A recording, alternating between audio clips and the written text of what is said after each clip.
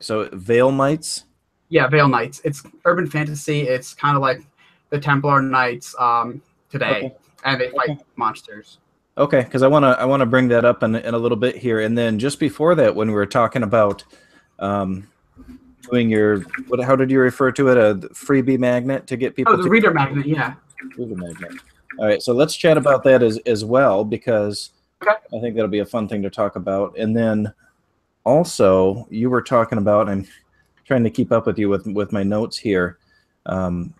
You're talking about the going right to market stuff, and I think that would be an interesting thing to bring up because you seem to know a lot about it. So I think it'd be fun to get your take on all this stuff.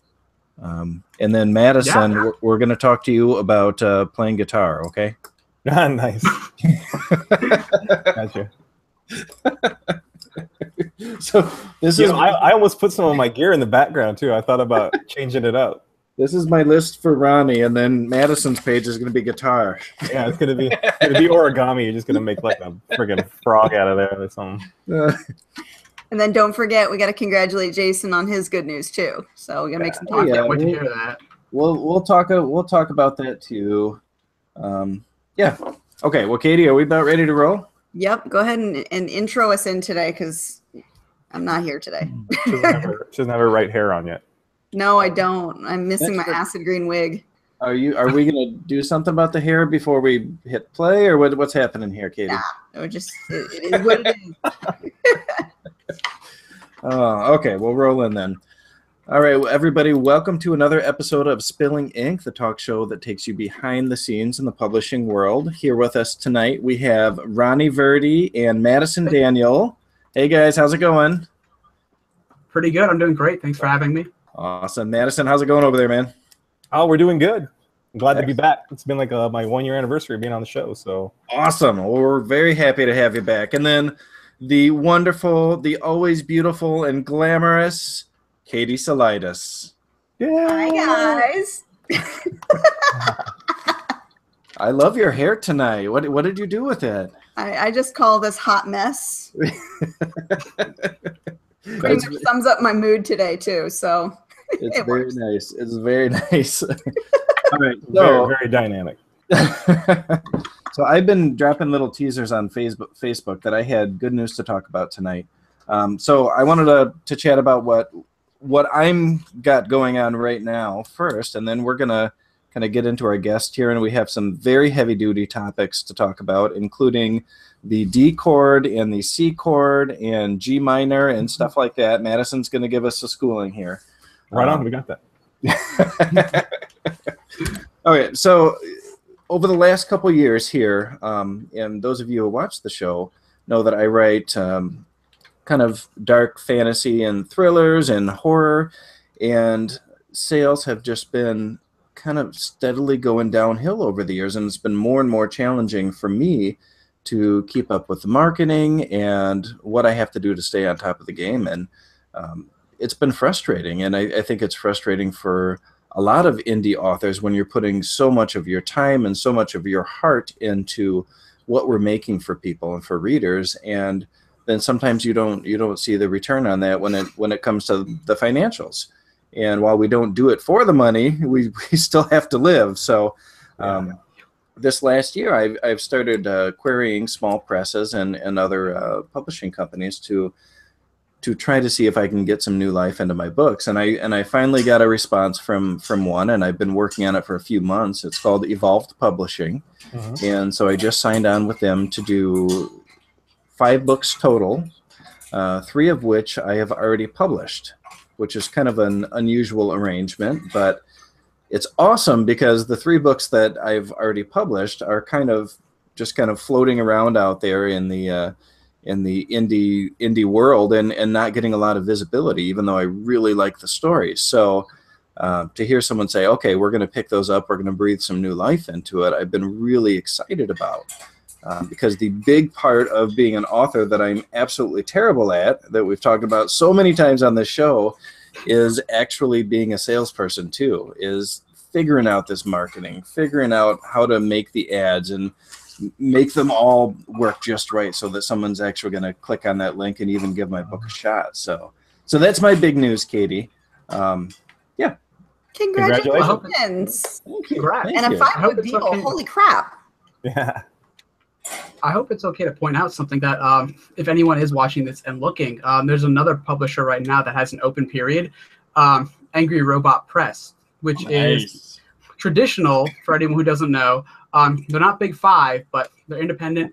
But they have published some important people. I believe Chuck Wendig, Casey Alexander. Like they get you full. You'll be in Barnes Noble. You'll be professionally stocked.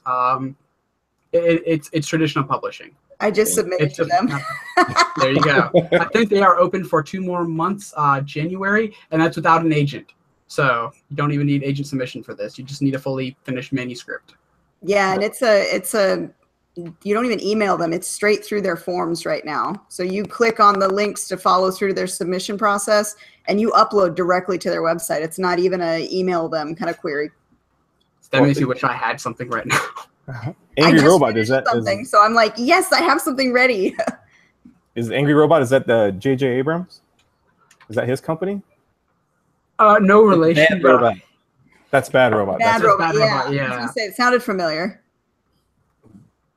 Oh yeah, and Katie had just told me about that the other day. So I was checking out their website, and I was like, "Damn," because I was reading through the guidelines. Okay, they want 70,000 words, something that hasn't been published, non-agent and submission. So it's like, oh, this is primo for somebody to actually get your foot in there and do it. So I'm kind of bummed that I don't have anything I could submit to them right now. But yeah, it's awesome. So if for all of you who are watching, if you've got a completed novel right now, Angry Robot, open call for submissions right now. So that's pretty And sweet. it's Nano, so if you could finish one by January, Yeah, there you go. yeah. It's NaNoWriMo time. So you've got 50,000 words here in this month. You're already almost there. So speaking of Nano, who is doing Nano this year? Are any of us participating? I'm using it as an excuse to finish a project I've sort of got going. Excellent. That's Not what I'm doing. officially, but yeah. Fantastic. What about you, Madison? I've never done it. I've been pushed to do it once or twice, but What? You're a Nano virgin? What the hell, man? I haven't popped that nano cherry yet. So Dude, we got to get you in there. it's just that's like too much pressure, man. That's like gun to your head. Let's write and. That was the meme I posted yesterday. It was Sherlock and Dr. Watson. It said you either write or the Hobbit dies. Nice. Oh, that's right. I saw that. Nice.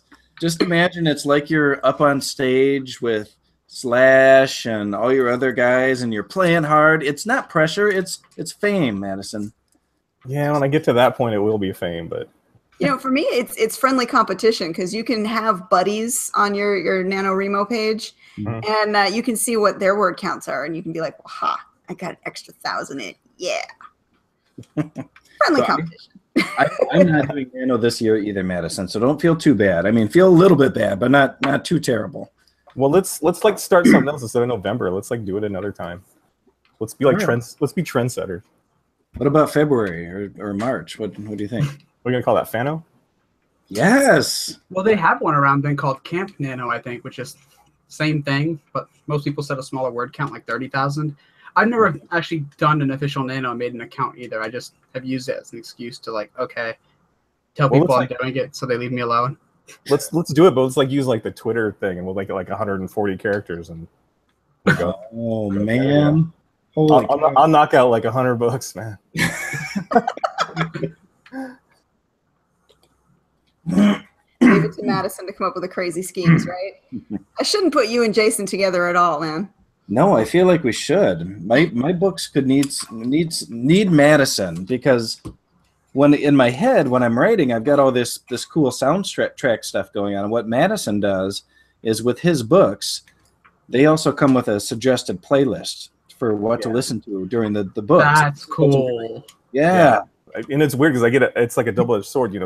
Some authors, they're like the opposite. They can't write with any kind of music, and I feel like I'm just writing music videos, so music is always there. Yeah, you're kind of vibing along with it. Yeah, and it's got to the point too now. Like my readers, I used to like actually put the suggestion of the song like with the chapter and all that, or maybe at the back of the chapter. I can now I can name a chapter I can name it the song, like the song title, and my readers and stuff will pick up on it, and they'll know exactly what song. They'll look up the artist already and stuff. So stuff like that's been pretty cool. That's really cool. That's really cool. So while we've had you on before, Madison, I think that for our new viewers and everyone else, we should talk a little bit about what you write. So tell us about your books. I write these really cool books. Like here's one of them right now. Oh yeah, that's a good book. It's one of my favorites. I love that book. That looks like a good one. Yeah, you should check that out sometime, man. The cover on that one is so realistic that I threw the book down one time on the couch and actually scared somebody with the spider. Wow. What did you say when I sent that to you and begged you to read it? You were like, well, I hate zombies and spiders. I was like, oh, all right then. Damn it, Katie. Oh. Sorry. Now, hey, Madison, did you come to the Vegas Valley Book Festival? No, I've been lacking on the festivals. I promised myself I was going to ramp that up this past year, and I did the opposite. You're like 2 hours away, dude. Yeah, I know. It's less than that. It's like an hour and 20 minutes. Yeah, really. Speaking of good books. There we go. Yeah. Boom. Oh, yeah. That's my little beast right there. Madison Daniel. We call him Maddie on the show. All right, so tell us about your books, though. Tell us what you write. I started out with, I guess, what was it? YA Paranormal. And that bled into my fantasy books, the Lucas Ryan series. Promotion. Mm-hmm. So that was geared to younger kids, and that was actually been my most successful series. But it's hard to do. It's like hard to go from like writing for 16-year-olds, mainly female and stuff, with my earlier series, my Ember series, and then going into the sci-fi adventure fun stuff for like the Harry Potter kids and the Percy Jackson fans and all that. And then the Bleed Like Me, the book you just happily promoted for me. This is my first full-on adult book, and that actually has had the biggest response with my readers. So so I'm walking that double-edged sword. Where do I go? Would I go back to the young, the young adventure series, or do I stick with the adult stuff that people are connecting with right now? And that's that whole right to market question. That's a topic we got to talk about here in a little bit. And Madison, the Evolved Publishing, their main editor, that was one of the things he kind of broke me down about a little bit, because we had a long phone interview or Skype interview rather. He's in Romania, so as he said, that I've really kind of fractured my reader base, because I have 2 books that I consider horror. I have one that's more of a thriller with a romantic vein in it, and then I've got 2 more that I consider kind of dystopian or zombie thrillers, apocalyptic things. And he was like, I think that people look at your books and they don't know where to start. And even if they like something they've read, then they'll go to another one and it's going to be completely different. So that's something we talked about for a long time is kind of branding yourself and defining yourself by the genre that you write in, which is interesting because you write in all sorts of different genres too. Well, I have a couple horror stories that were pretty popular. The short stories, but you have a romance story too, don't you? Yeah, that was a left fielder that I did with another author. It was a success, but the stuff you were just saying, I've heard it go either way. I've seen people have success with doing that, being all over the place, and then I've seen the other ones where you got to have it's like you gotta have a thing, a niche or whatever. And I think that's why I gravitated to holding on to the music thing, because that's the thread through everything I do. So so like when I was first catching on, everybody referred to as my readers referred to them as like groupies because of the whole music thing. I tried not to call them that. I always feel like that doesn't exactly fit, but I guess that works. But the music thing has kept the storytelling in place for me. So But I'm at that crossroad right now where I'm actually thinking about rebranding some stuff like that, and I might just stick to one thing and just run with it and see what kind of noise I can make. So Okay. Yeah, you almost have to have a rabid fan base to qualify having multiple genres. yeah, Otherwise people, like Jason just said, they don't know where to start with your work. What's going to be their best read from you. Mhm. Now, speaking of that, let's turn it over to Ronnie and tell us a little bit about what you write. Okay, so right now I'm predominantly urban fantasy. My best series that's doing the greatest right now is called The Grave Report. It's a paranormal investigator series that's kind of like Quantum Leap meets Dresden Files is what most people compare it to. The main character is a soul. He was murdered by the paranormal, and he doesn't know what did it. So every day he wakes up in someone else's body who's been killed by the paranormal and has to use their mind, memories, bodies, and skills to solve their murders. The series starts in media res, so he doesn't know who he is anymore because he's been doing it for so long, bouncing through so many people that he's retained their memories at the cost of his original own. And yeah, it's kind of like a Monsters of the Week meets, Dresden's File thing. The other series I've got going is the Books of Winter, which is set in the same universe, but it's like an analog to that, where the main character is part of a group called the Timeless, ageless group of semi-immortals who aren't allowed to interfere with like mortal and paranormal events. But the cost of doing so is they're kind of like on probation, and the main character is on probation at the start of the book and screws up like the last time. I wish I had copies to show, but I kind of don't at the moment. I gave the last ones away. Oh, that sounds fantastic. And go ahead. I was going to say, you can tell somebody who is so used to selling their books because they nail that log line and that quick summary. Yeah. I mean, Ronnie, right there. Boom, boom, boom. I love that. And Ronnie, you've got some recent experience doing cons, so you've had to do a lot of talking about your work. Is that right? Yeah. Dragon Con was the most recent one where I was selling and signing, and I was lucky enough to be hosted by a place called Bard's Tower, which bought my books and stocked them. All I had to do was sign and make sure they sold. It was great. They had people like I was signing and selling with Kevin J. Anderson, Jim Butcher, Sherilyn Kenyon.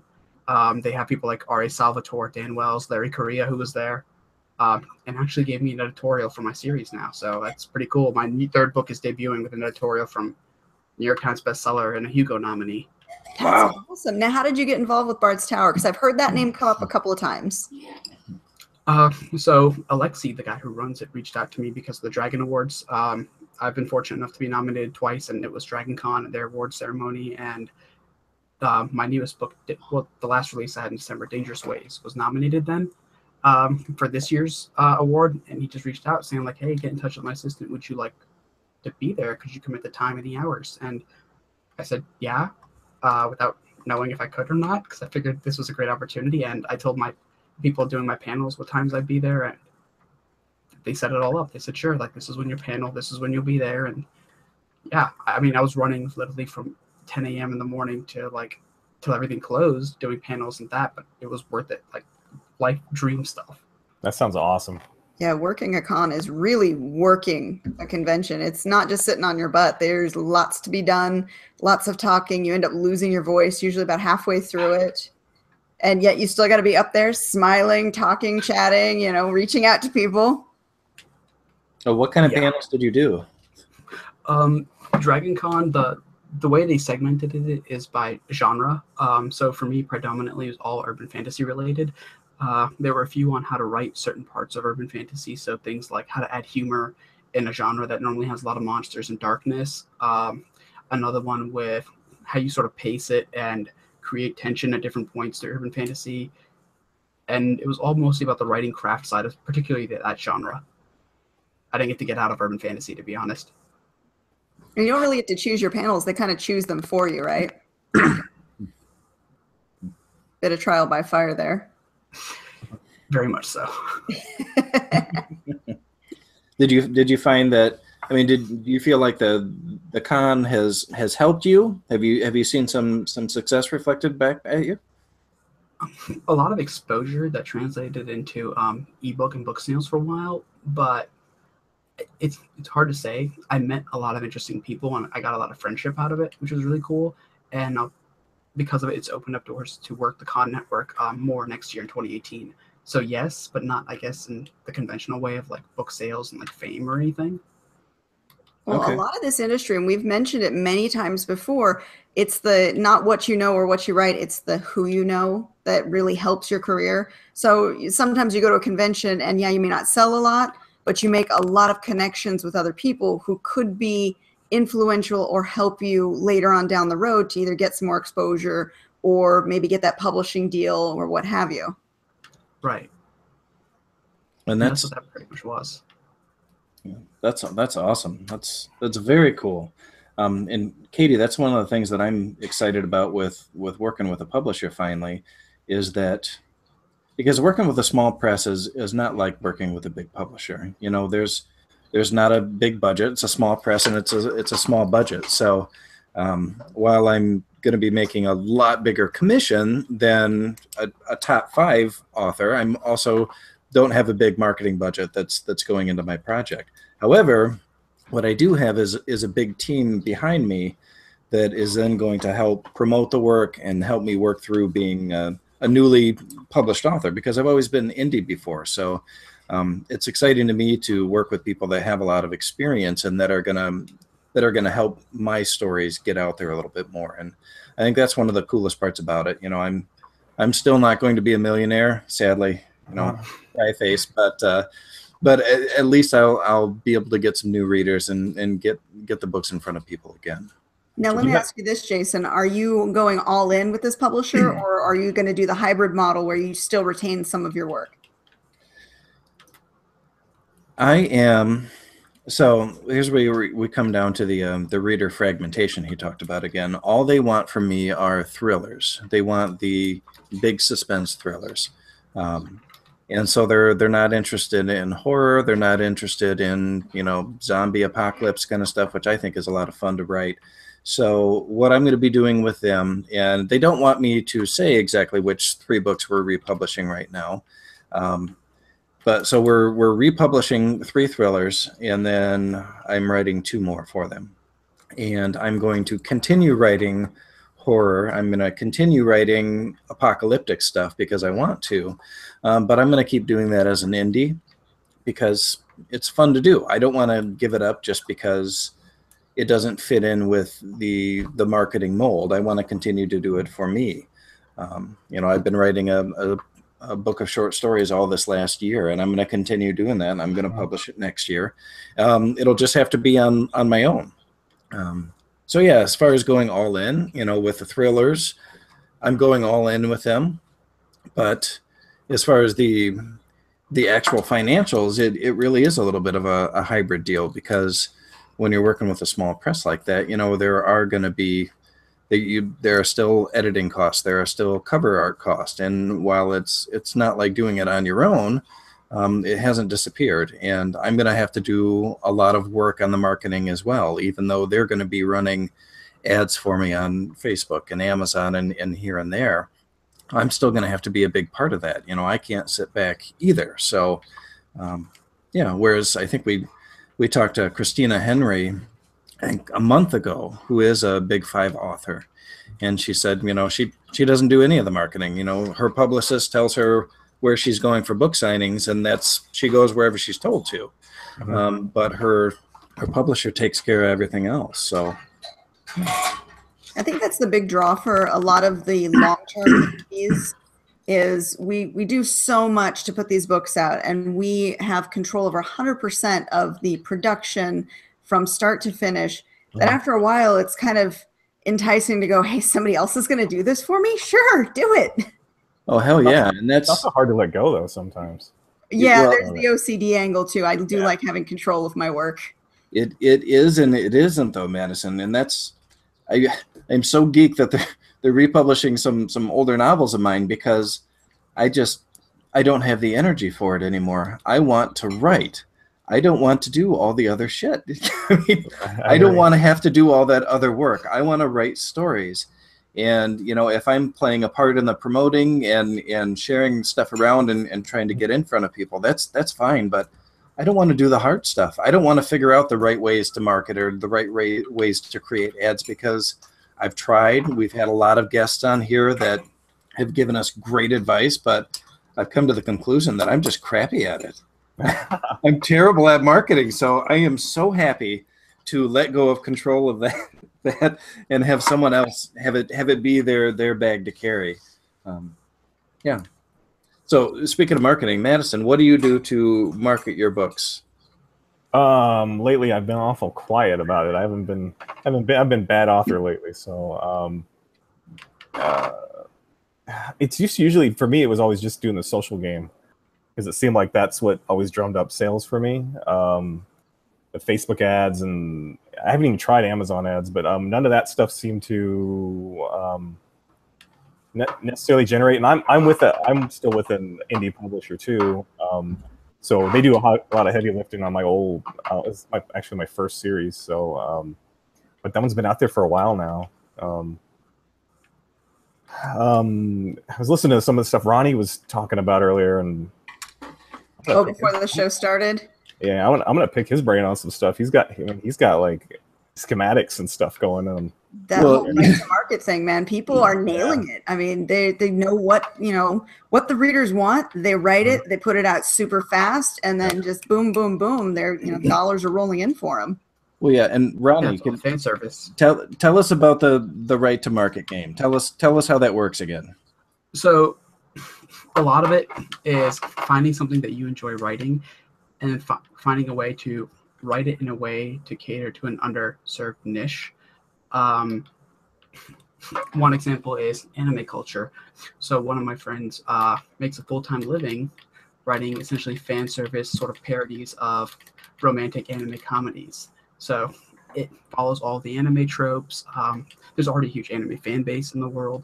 So everything he does is marketed to making sure people are aware at first glance this is a book about anime. So his covers are hand illustrated and they look like anime. On the cover, he has a young nerdy boy who's kind of like a loser in high school, who of course ends up getting like the most attractive girlfriend, but she turns out to be a fox girl, which is a huge anime trope. So they're writing to a lot of the tropes of the genre, things fans are going to recognize, a lot of fan service, things fans want ideally. Even if it's not new or creative, it's something they really just want. It makes them happy. It's like, comfort food. With space opera, there's a lot of this. I don't know if everyone's familiar with Jack Campbell's space opera series. There's a lot of clones like that coming out in the indie world right now. A lot of first contact space military sci-fi thrillers are like aliens have come, they've invaded Earth. The first book is we're going to fight them off like Independence Day. The second book is following like the Empire Strikes Back formula. Now the aliens have won. Oh my God, what are we going to do? The third book is it's time to kick their ass back.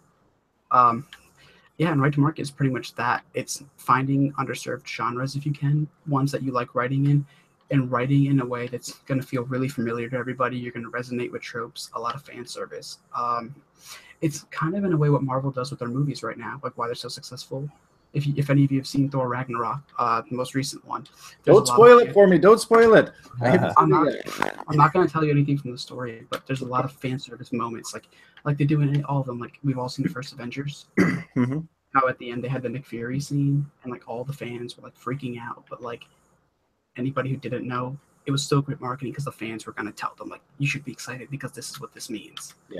Yeah, for sure. And right to market is kind of like that. A lot of people are picking popular genres and just going with it. So when I first published in 2013, urban fantasy was sort of underserved, and my book was doing really well by word of mouth and just by itself. Around 2015, urban fantasy really caught on with the indie crowd, and it blew up. And a lot of right-to-market writers came in. And if you're reading the books, you're seeing a lot of familiar tropes come up where everyone feels like it's like they're all writing wizards, druids, shapeshifters, or witches. No one's really pushing the boundaries of new creative characters. Everyone's sort of kind of following in Kevin Hearn's footsteps with like the Iron Druid. There's a lot of Druid spin-off books. Everyone's doing a wizard, kind of like Dresden Files, or they're following like Patricia Briggs's Mercy Thompson series. Everyone's a shapeshifter. And if you read the reviews, that's kind of what they wanted. A lot of people are comparing these to books like they would read in between Dresden while they're waiting for the next Butcher. It has the same feel, but it's not Jim Butcher, but it's like a good clone of it. Okay. And they don't take themselves too seriously. part of right to market is also understanding genre trends before or when they get hot. So right now, there's a new trend that's blowing up. If you start looking up space mages and Google this, it's a thing. So space mages are an entire series that's coming out now, like Magic in the Sci-Fi universe.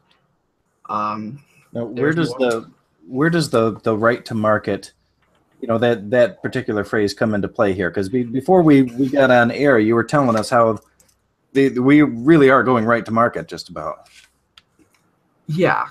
A lot of it has to come with understanding like what are the most popular books in the genre. And so in urban fantasy, it would be Dresden Files. Well, what does Jim Butcher do? What tropes does he hit on that people really like? Okay, vampire courts, sexy fairies, shapeshifters, snarky first-person protagonist. So writing to market is understanding what in those particular genres that are the best sellers, what makes them stand out, what are they doing really well that fans resonate with, and then emulating it. So if you were going to write an urban fantasy, one way to make it really successful and hit the right to market crowd, so long as the genre remains lucrative, is snarky first-person protagonist if it's a guy,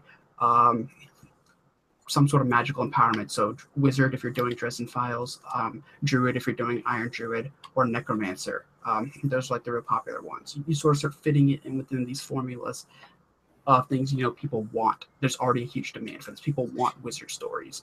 They want a tough guy, smart-ass, magical protagonist. I see. I'm trying to think of Madison smiling over there. He's like, "Yeah, I'm that guy." I'm a big old nerd, so yeah. They want the pop culture references that Dresden does. They want a lot of action. That's one thing a lot of the right to market things definitely capitalize on. They have a lot more action scenes. The books are shorter too, so they can get them out faster. We're talking like 70,000 to 90,000 words versus, I'm trying to think, like Jim Butcher's last one, Skin Game, was 150. Cold Days was like 160. They're beefier books. And seems to be producing them very quickly while this subject is still hot. Yep. Okay. And a lot of them move on to hotter subjects, which makes sense. I mean, they want to make a living and they're doing the work for it. So right now, a lot of them are moving to, like I said, tech magic, which is exactly what it sounds like. And a lot of these are coming from anime. There's a lot of anime series that touch on these really weird genres, and there's a fan base for it, and people are starting to capitalize it with space mages. It's kind of like military sci-fi. So it's heavy action. There's a lot of space battles, but instead of going into hard science with it, like, oh, this is how the ballistics for this laser works, it's more, no, my guy has spells. He's got magic in space, so he's got a spell rifle that shoots magic bullets. Okay. It's almost like cheating, though. It's just a sci-fi, because sci-fi was all about making the science work in the fictional realm. Sorry. Yes, no, because we can argue Star Trek, because isn't there that famous line where one of the writers was asked, "How does the warp core work?" and the writer just answered, "Very well, thanks for asking." I never went into the science of it. True. I know reading, and this is a few years now. It's kind of older news, but I remember reading The Martian. And has everybody read The Martian, or at least know of it? I remember you were pretty much like fanboy time with The Martian. Oh my God, I was so in love with it, and I loved it so much because he was a really funny character, the main character, and the science was so cool in it. It all made sense, even to someone who is just complete layperson like me, and I loved that. But that being said, I also love the fantasy stuff too. I love the magic and everything like that. So it's, I don't know. So not to keep harping on you, Ronnie, but Katie and Madison and I are all kind of old. We're old. So we're asking you, as the obviously cool young man amongst us, how do we know what's hot? So we know what to write. How do you know what the hell is hot right now? A lot of it comes through mostly networking. A lot of if you look at the top bestsellers on Amazon that are among the indies, a lot of them are right to market authors. You can see the shift in their publishing schedules. Like the next pre-orders they have up and the genres are changing. So I know a lot that were doing urban fantasy and space opera for the longest time. And if you looked at their catalog on Amazon, like, first of all, they're like top 20 within that genre. Like, they're in the top 20 sci-fi. They're up there with like you know, any traditional like John Scalzi, they're up there with him. You'll see their names listed on them with Amazon, and you'll click on their catalog and you'll see their new thing. It's like, oh, they're moving from urban fantasy to military sci-fi. This must be what's hot. And you look it up and you're like, well, no one's published in this genre. That sort of makes sense. It's lucrative. It's underserved. They already have their organic fan base that's coming there. And then I'm looking at it now and I'm seeing Space Magic pop up left and right. And you start looking at the other authors that are listed with them. They're putting out Space Magic books. And you can start seeing it's indicative of like this birth of a new genre that people are capitalizing on. They know it's underserved. They're aware that there's money there. Their pre-orders are blowing up. And then in the right groups, like was mentioned earlier, 20 books to 50K, that group's entire market is focused on right to market, right books that will resonate with a certain crowd. They might come up more as fan service, but your whole goal is to make money. You need to produce fast and hit the right niches. So there are already people who are doing the analyzing work for you, and just even hanging around and picking their brains, you'll pick up on it. It's how I found out about Space Mages. There's another lucrative genre right now. This one again comes out of a lot of Japanese culture. It's called Lit RPG. So one book that sort of helped people find it, which isn't a Lit RPG itself, is, but does everyone know Ready Player One? Oh yeah. That which capitalized on the whole getting stuck in a video game in the video game world. Well, there have been animes about this for years, like Dot Hack Sign, Sword Art Online, where you're stuck in a video game world. It could be permanent, but now you are forced to live by the video game rules, meaning you have stats. If you die, you're done. That's how you're supposed to live the game. You find a niche, and it's become a huge literary category. If you look up Lit RPG online, you'll see books making it in like the top 10 of Amazon under that category, because there's entire cultures out there that have loved video games. They have this love of the anime for it. They've never had books to cater to that market. Now they do. And reading the books feels like watching a video game because the authors in the genre go heavy into the stats. It does break up the flow of writing, but they're not fun reads. If you want a smooth story, you're going to have interruptions where, like, there's this huge bold-faced type on the page where it'll say, like, character leveled up, 30 experience, which is kind of annoying to think about. But they're catering specifically to that market of anime fans and, gamer geeks. Like, the culture and the readership is huge for Japan, China, Russia, Korea, who have never had these ebooks before. They've never had a culture of all these novels, and now American authors are doing it. And they're just buying it up. Like, World of Warcraft fans are all over it because they've never had these books.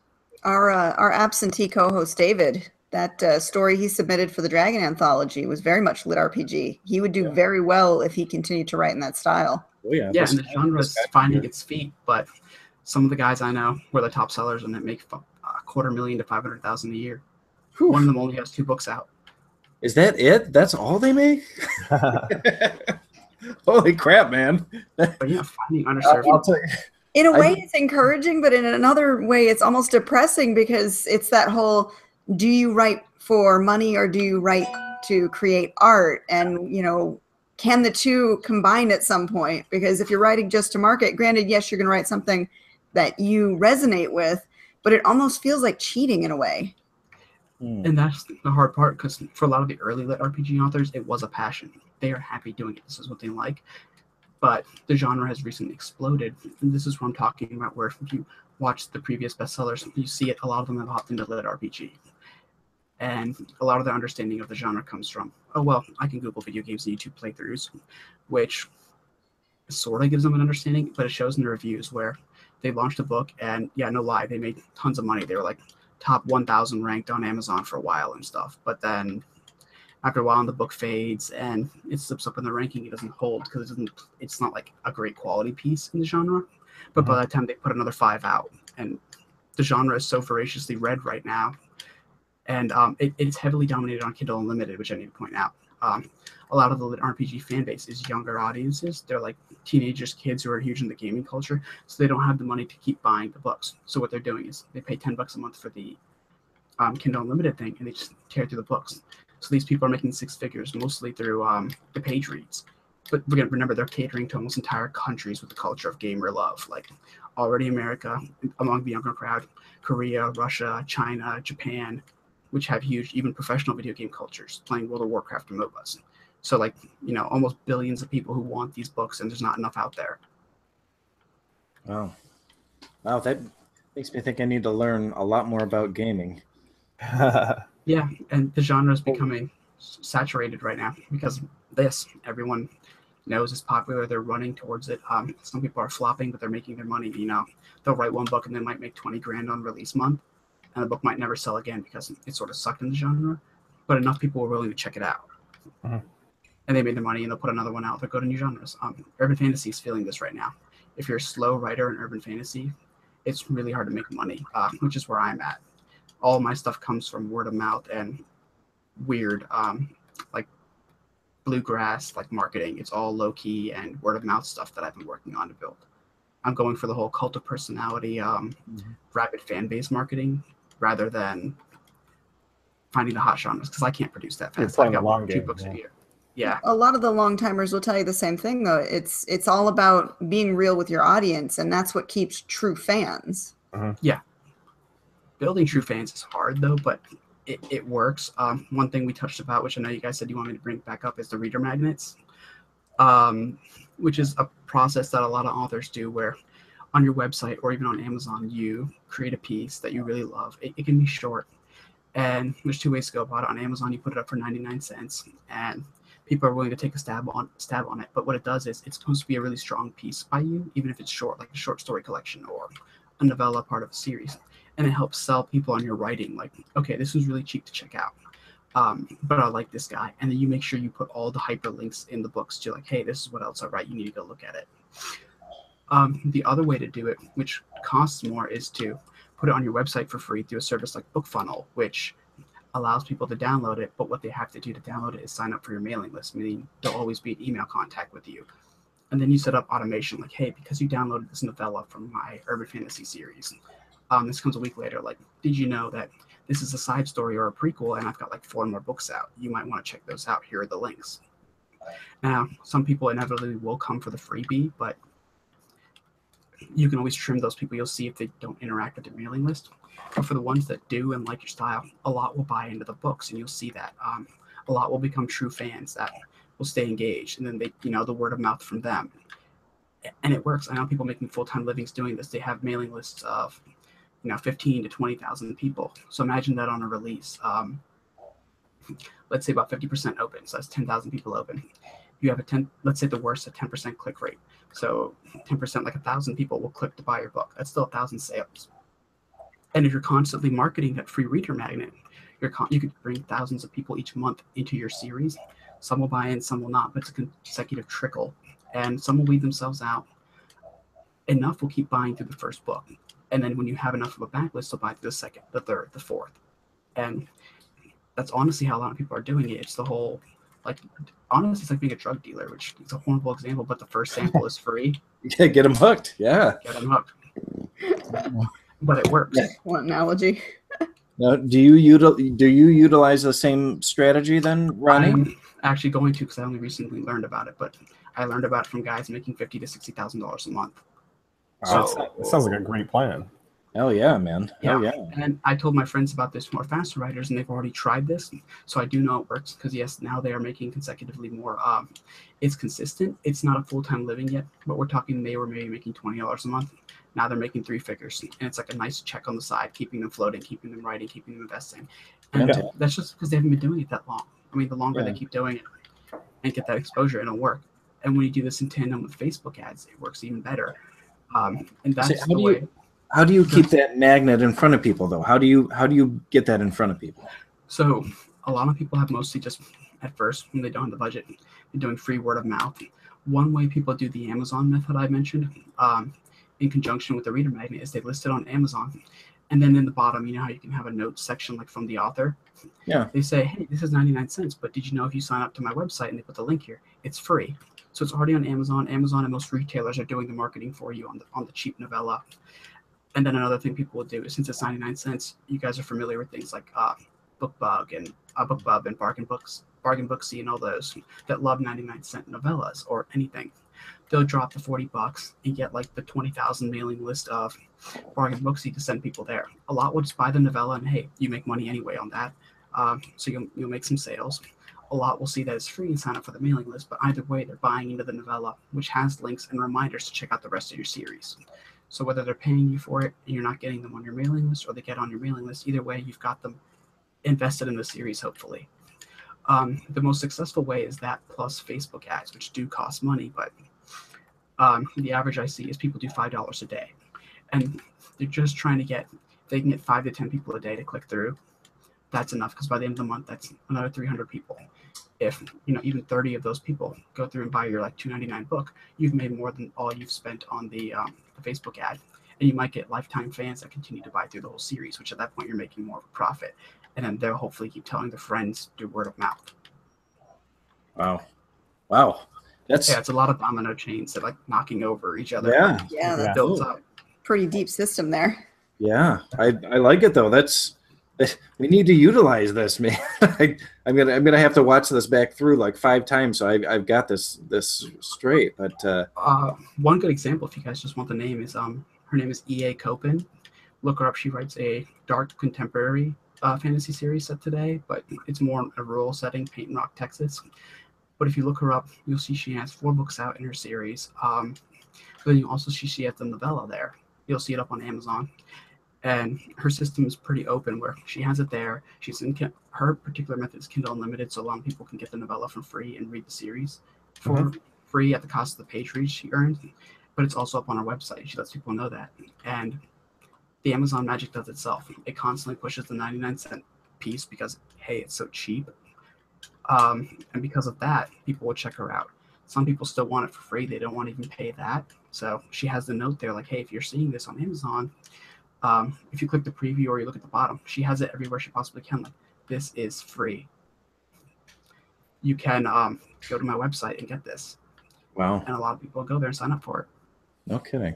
That's cool. I'm surprised that Amazon doesn't police that a little bit. Doesn't try to axe that. Crazy. I honestly don't know why. Amazon has a lot of weird policies. Yeah, that's true. Yeah.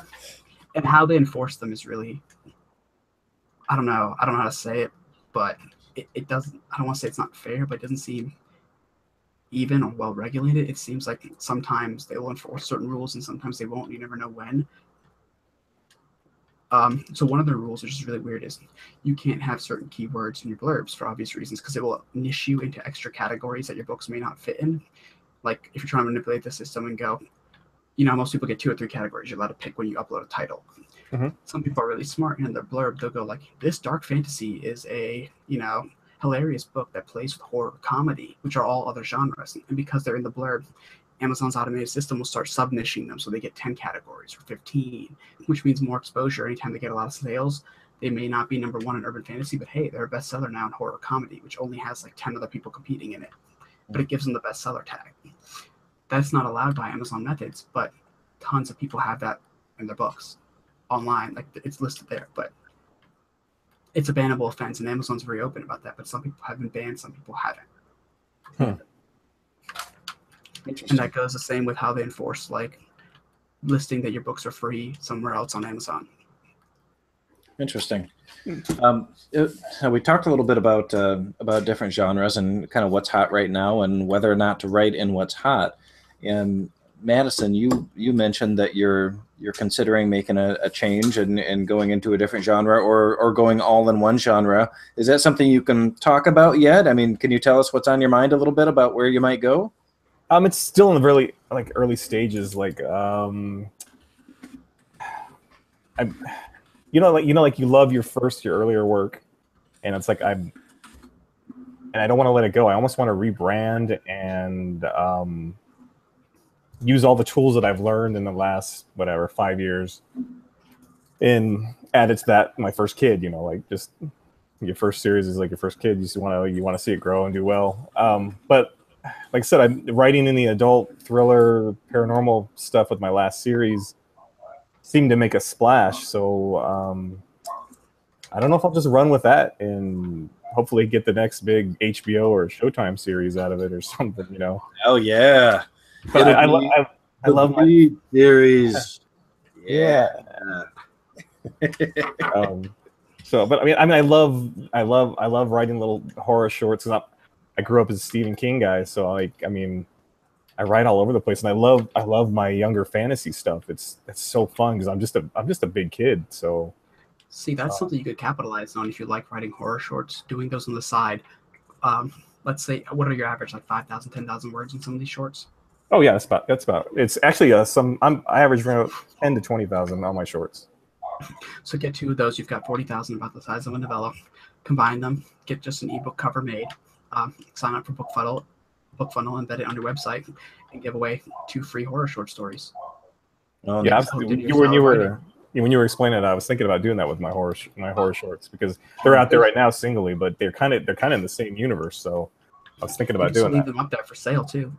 Yeah. People see them if they want to buy it. Hey, they give you money. If not, they can get it for free. Yeah, Another that could service be your people magnet. use is a place called InstaFreebie, which markets itself, and it's what the name suggests. You can upload titles there. You pay $20 a month. You can write that off as a tax write-off because it's a marketing thing. And it does its own marketing. Like, it pimps the people who are subscribed to it. Like, hey, you like horror? These are the horror authors who've uploaded something. Or people who just come across it. Same thing. They download it. You get the email mailing list. You can contact those people in your own time. And like, hey, you signed up for this because you downloaded this short story. Check me out. Here's some of my stuff. I hope you like it. And then touch base a few weeks later and just keep them engaged. I'm pretty sure InstaFreebie also automatically merges with MailChimp, so it can auto import straight into your automation on your newsletter. As does BookFunnel. Okay. And with the InstaFreebie, is it just it's always free all the time for everyone, or are there a contest they have to win, or is it just, how does it work?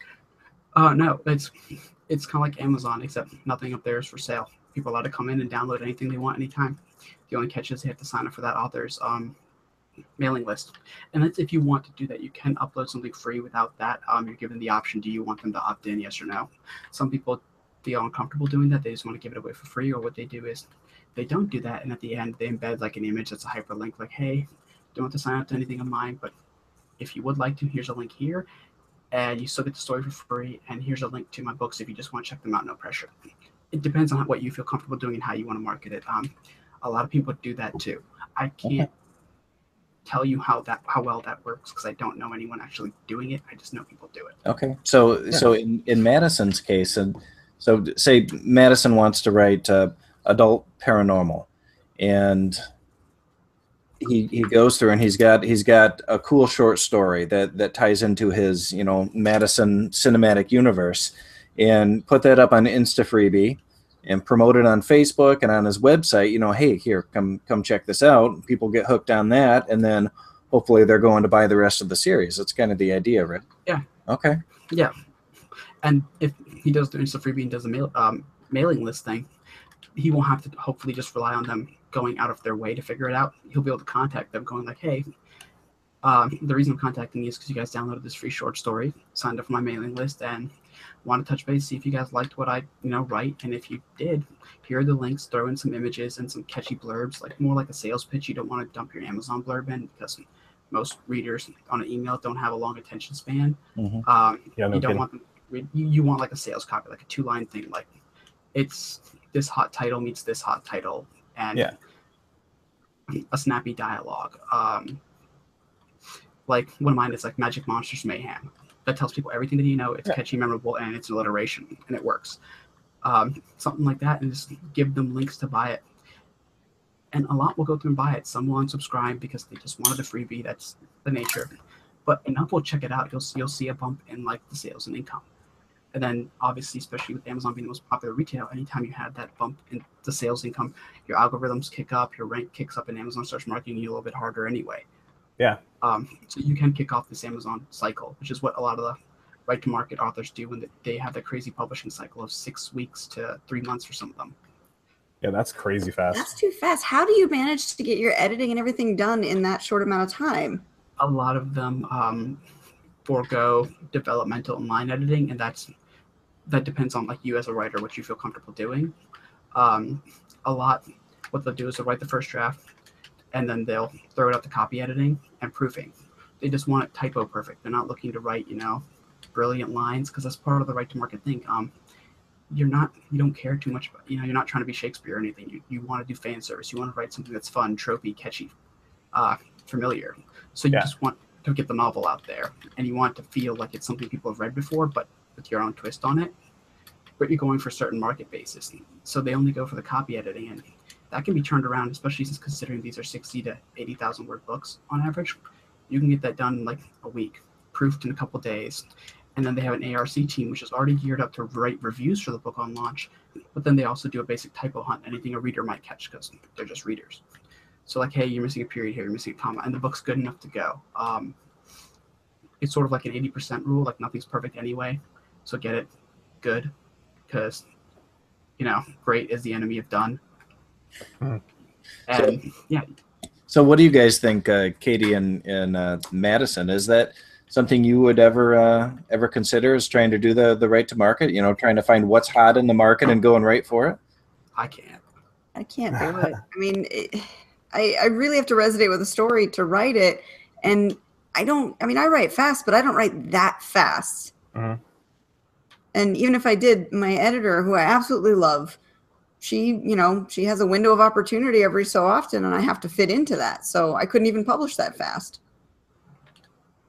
Well, I know tonight I'm going to be watching all sorts of anime. Anime is the best, man. Because I'm going to be the next great anime writer guy.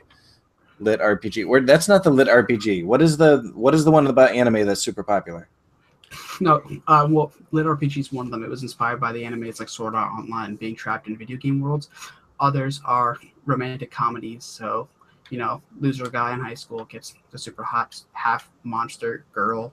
Another one that's really kicking off now because of a famous anime called My Hero Academia is things like schools for superheroes. Instead of mutants, things we're in a world where people have superpowers, but they have to get trained for it, get licensed for it. So it's kind of like YA superhero stories.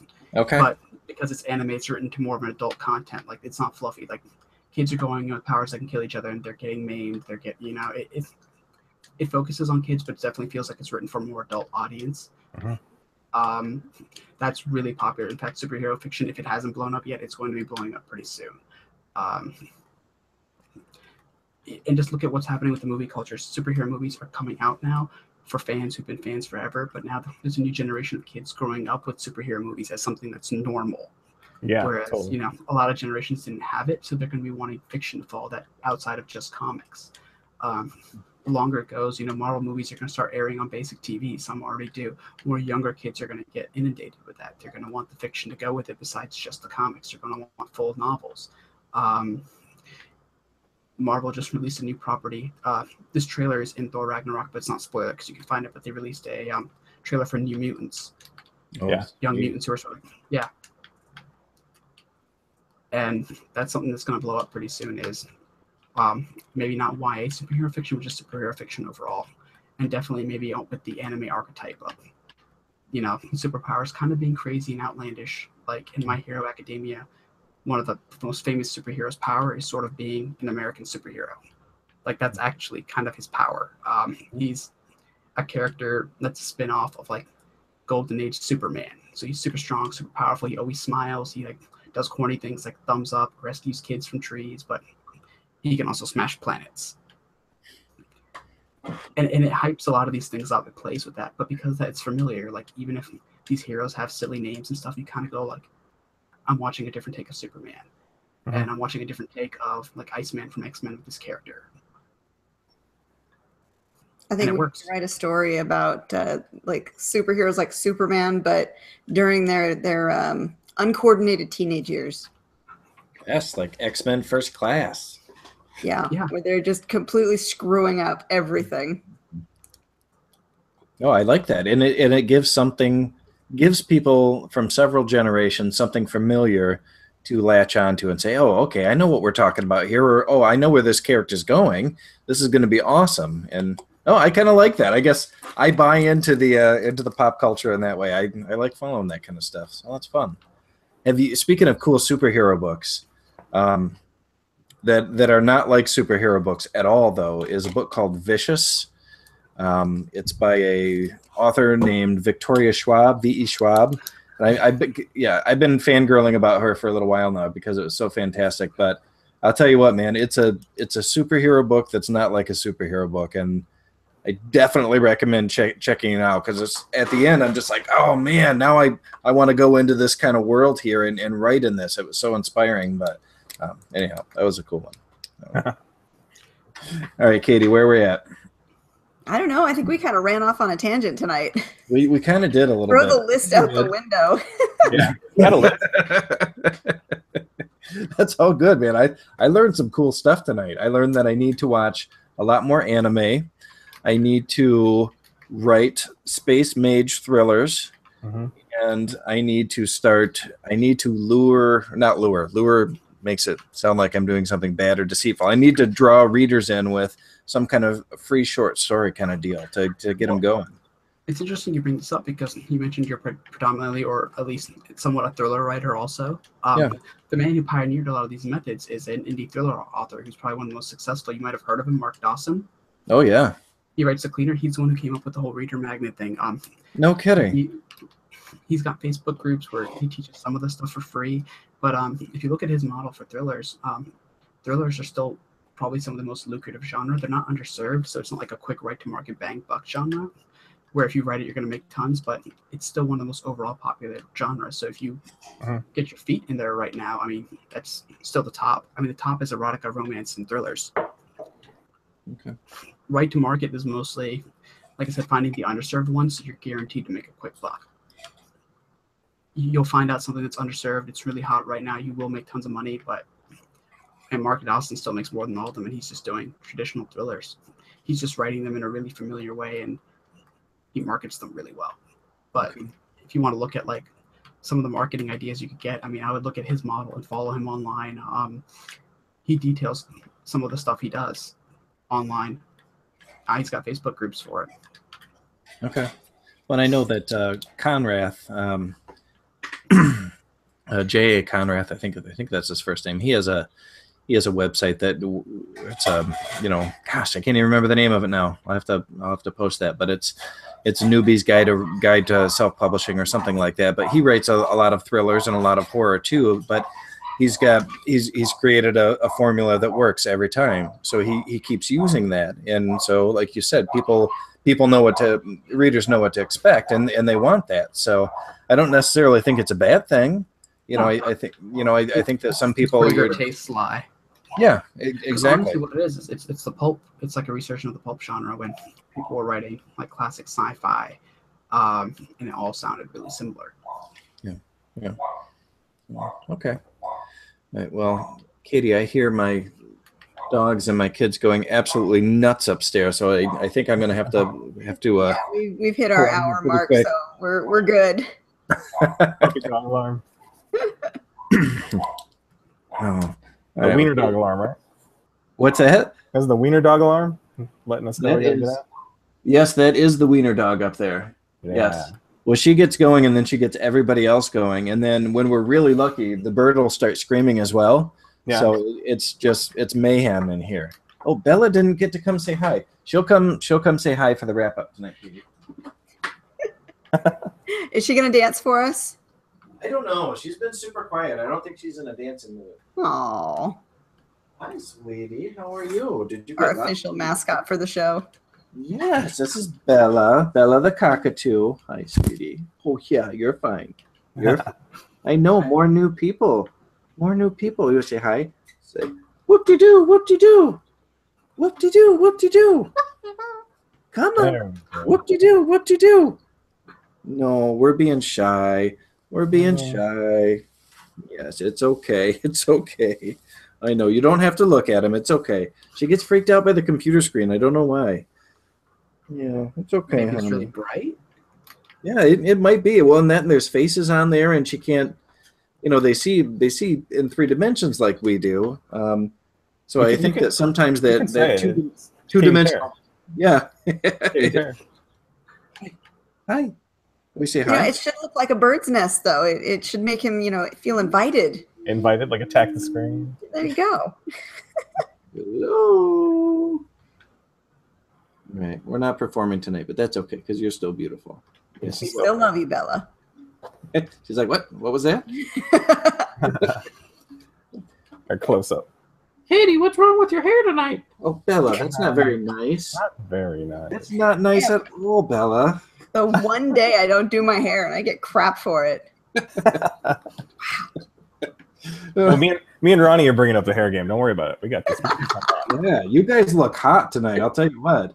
Between Katie's messy hair, my no hair, you guys are hot stuff. Although last week you had it with the rainbow curly wig. That was pretty good. That was was awesome. pretty good. Yeah, Ronnie, I kind of look like you if your hair was bright red and bright green and bright yellow, and just it was great. That was pretty hot, I've got to say. Well, all right, guys, we're about at the end of our time tonight. Thank you so much for joining us tonight on another episode of Pleasure. Inc., the talk show that takes you behind the scenes in the publishing world. Where we had Ronnie and Madison. You guys were both awesome. Thanks for having me again. Thanks for having me too. Yeah, thank you guys for hanging out with us, for sharing your insight and information and your stories about publishing. It was great talking to you, Ronnie. It was awesome. Yeah, great meeting you two guys. Awesome. Well, And we until hope to next touch time, base guys. with you guys again in the future. Much success to everybody. Thank you very much. We'll connect with everybody on social media and put all sorts of links up on the video. So if you haven't already, make sure that you send us pictures of your, pictures, a bio picture, and then pictures of your book covers, anything else you want us to promote for you. And we'll make sure we get it up there. And thank you again, Ronnie, for all the insights you brought tonight. You are a very knowledgeable guy, and I feel like I've learned a hell of a lot just in the last hour here. So. Thank you. And Maddie, you're pretty good too. I like you too. Yeah, I'm all right. I'm all right. I'm just here for the ride. All right. Good night, guys. We'll see you next time. Yeah, thanks. Bye. Thanks. Bye, guys. All right. Broadcast is